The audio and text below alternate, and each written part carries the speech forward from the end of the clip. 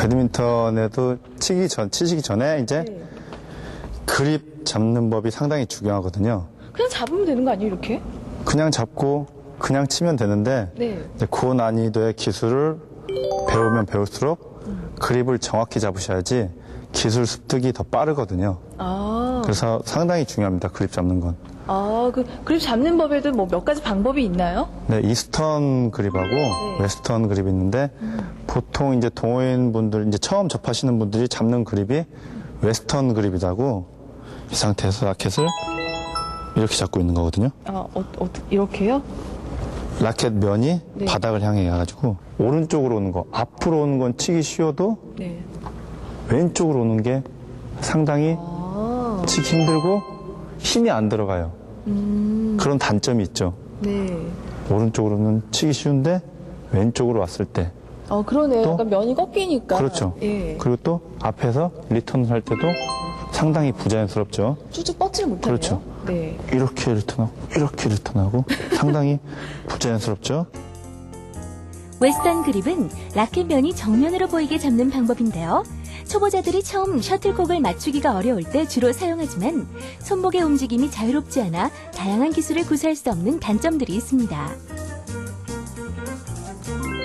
코트면에 프레임을 수직으로 세우고 엄지와 검지를 V자 모양으로 가볍게 악수하듯이 쥐는 이스턴 그립은 어떤 코스의 타구에도 효과적으로 대응할 수 있는 만능형의 방법이라고 할 수 있는데 가장 일반적이고 보편화된 그립법입니다.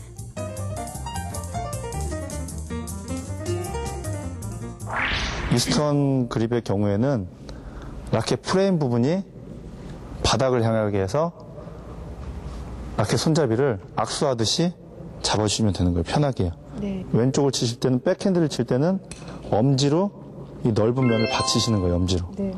손을 좀 약간 변형을 줘서 받치셔서 백핸드를 치시는 거예요. 몸의 좌측에서 타구하는 것을 백핸드 스트로크라고 하는데 이때는 백핸드 그립을 사용해야 합니다.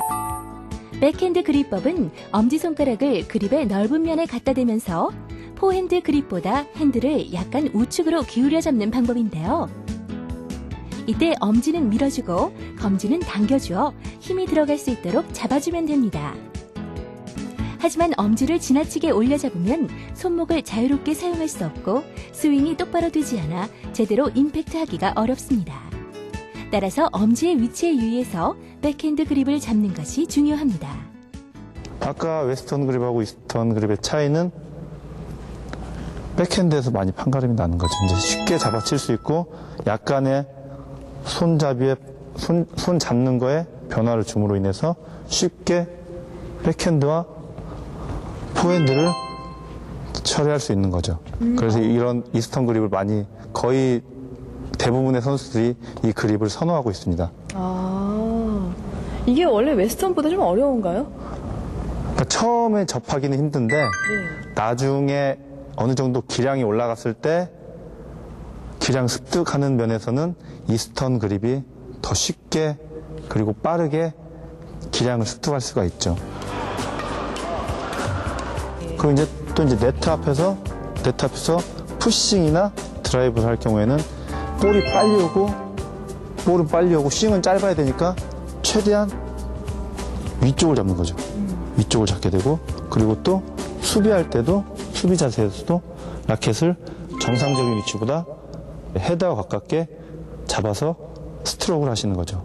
뒤에서 스매싱을 때릴 때는 공이 로빙으로 오니까 채공 시간이 많단 말이에요. 그러니까 라켓을 뒤에를 잡아서 스트로크 하는 거고 타구를 하는 거고요. 최대한 길어야지 세게 들어가거든요. 동호인분들 같은 경우에는 이 그립을 알려드리거든요. 이스턴 그립을 알려주는데도 라켓이 돌아가요. 돌아가는데도 모르고 계속 치시는 거예요. 한 번 치고 하다 보면 다시 이게 웨스턴 그립이 되고, 예, 그렇죠. 한 번 치셨으면 다시 정확히 잡으셔야 되는데 선수들도 국가대표 선수들도 이게 돌아가거든요. 조금씩 돌아가거든요. 그러니까 이제 가볍게 쥐고 있으라는 거죠. 그래야지 라켓을 정확히 공 치기 전에 정확히 잡고 있나 그걸 판단할 수가 있으니까요. 그러니까 가볍게 쥐고 계시는 겁니다. 네.